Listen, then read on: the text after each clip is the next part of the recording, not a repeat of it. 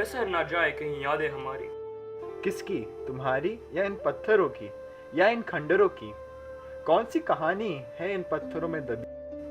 कहानी इतिहास की, कहानी धर्म की, कहानी हमारे प्राचीन कला की। एक कहानी में रोजी लिख लो।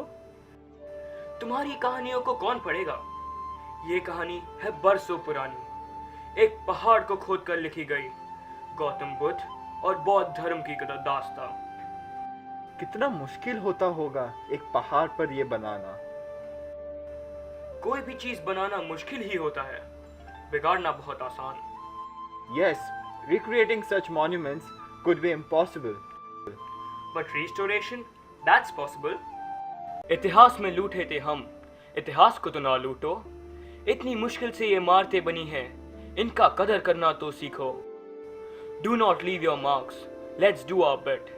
Cannot create, can restore. Do not erase the truth of our lives. मत बिगाड़ो वजूद हमारा, ये अतीत की संस्कृति है। The sculptures of the Kanheri caves, Jugeshwari caves, and the Mahakali caves date back to this era. But all these precious monuments are under threat.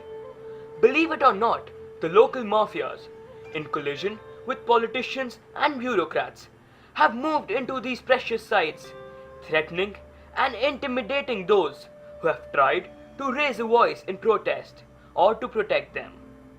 The staff of the Archaeological Survey of India, also known as ASI, which is in charge of these national treasures, have revealed a genuine fear and inability to monitor these sites due to lack of policing power and the capability of the ASI to protect their lives if they try to control the encroachers. The hill on which the Kanheri caves are situated is actually hollow. The entire mountain is a natural freshwater reservoir. Two of Mumbai's rivers originate in the forest around Kanheri. Quick to realize the what a valuable source this was, the monks of yore carved an entire monastery onto the hillside. They even seeded this reservoir by carving little ledges into the hillside, which fed rainwater back into the hill. One simply had to scoop little water out of the various troughs carved out of the rock on the way to their daily prayer. Today, this reservoir has been contaminated by the countless plastic waste that tourists heartlessly fling into the same troughs. A visitor to Kanheri today has to contend with many ugly concrete caps placed over all the openings containing water.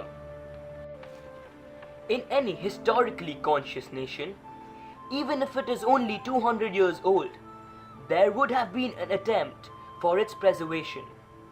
Here in Bombay, collegians spend their time in hurling coins and other hard stones at the chhatri to see if their aim is strong enough. In Kanheri, charred remains of drug users, fires, plastic and cellophane garbage of visitors, and last but not the least, the amorous graffiti engraved on the walls by heartless Indian tourists.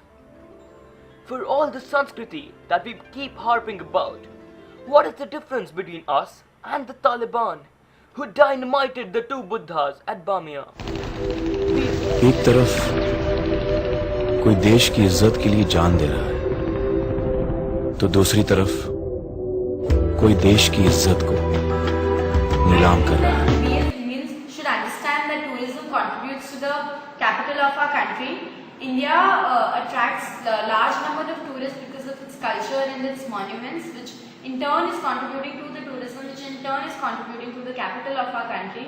So we need to be very conscious about this and we need to stop such kind of behavior against towards tourism. एक तरफ कोई हमारी संस्कृति की परवरिश कर रहा है, तो दूसरी तरफ कोई उस संस्कृति का अपमान कर रहा है।